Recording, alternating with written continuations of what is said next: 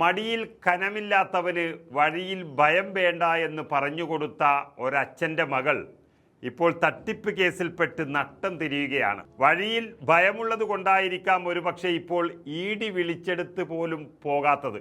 പോകുന്നില്ല എന്ന് മാത്രമല്ല, മുങ്ങിക്കളിക്കുകയാണ് യഥാർത്ഥത്തിൽ. ഇപ്പോൾ ആവശ്യപ്പെട്ട രേഖകൾ അഭിഭാഷകൻ വഴി കൊടുത്തുവിടാമെന്നാണ് പറഞ്ഞിരിക്കുന്നത്.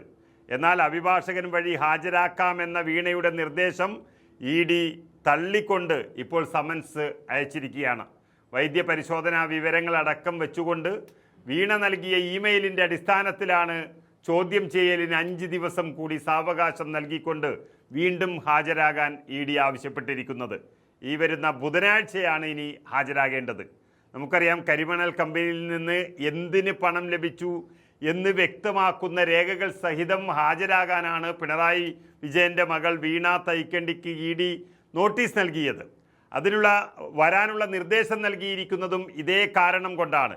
പക്ഷേ എന്തിനാ പണം വാങ്ങി എന്ന് EDയുടെ മുന്നിലിരുന്ന് പറയാനുള്ളൊരു കെൽപ്പില്ലാത്തത് കൊണ്ടാണ് ആദ്യം പനി വന്നതായി അഭിനയിച്ചും പിന്നീട് ആ പനിയുടെ രേഖകൾ കൊടുത്തയക്കാമെന്ന് പറയുന്നതും അതുപോലെ തന്നെ എന്തിന് പണം വാങ്ങി എന്നുള്ള വാക്കുകൾ പറയേണ്ടതിനൊരു പകരം എഴുതിത്തരാമെന്നൊക്കെ ഇപ്പോൾ പറഞ്ഞിരിക്കുന്നത്. എന്നാൽ അതൊന്നും വേണ്ട, നേരിട്ട് മുന്നിൽ വന്ന് ഹാജരാകണമെന്നുള്ള അന്ത്യശാസനം നൽകിയിരിക്കുകയാണ് ED.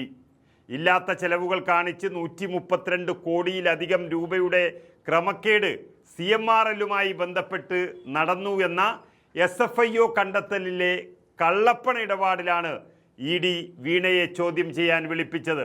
അത് ഒന്നല്ല, ഇനി 2 ദിവസമോ 3 പ്രാവശ്യമോ പനി എന്ന് പറഞ്ഞാൽ മാറ്റിവെച്ചാലും ED വിടാതെ തന്നെ പിന്തുടരുന്നുണ്ട്. കമ്പനിയിൽ നിന്ന് വീണയ്ക്ക് 2016 മുതൽ 2021 വരെയുള്ള കാലയളവിൽ 2,78,00,000 രൂപയും എംപവർ ഇന്ത്യ ക്യാപിറ്റലിൽ നിന്ന് 50 ലക്ഷം വായ്പയും ലഭിച്ചിരുന്നു എന്നാണ് പറയുന്നത്. ഇതുമായി ബന്ധപ്പെട്ട സാമ്പത്തിക ഇടപാടുകളിലാണ് ED അന്വേഷണം നടക്കുന്നത്. നേരത്തെ 12 ഇടങ്ങളിൽ നടത്തിയ പരിശോധനയിൽ 242 അക്കൗണ്ടുകളിലായി 18 കോടിയിലേറെ രൂപ മരവിപ്പിച്ചിരുന്നു. ഇതിൽ ധനലക്ഷ്മി ബാങ്ക്, HDFC ബാങ്ക് എന്നിവിടങ്ങളിൽ വീണയ്ക്കുള്ള 3 അക്കൗണ്ടുകളും ഉൾപ്പെടുന്നുണ്ട്.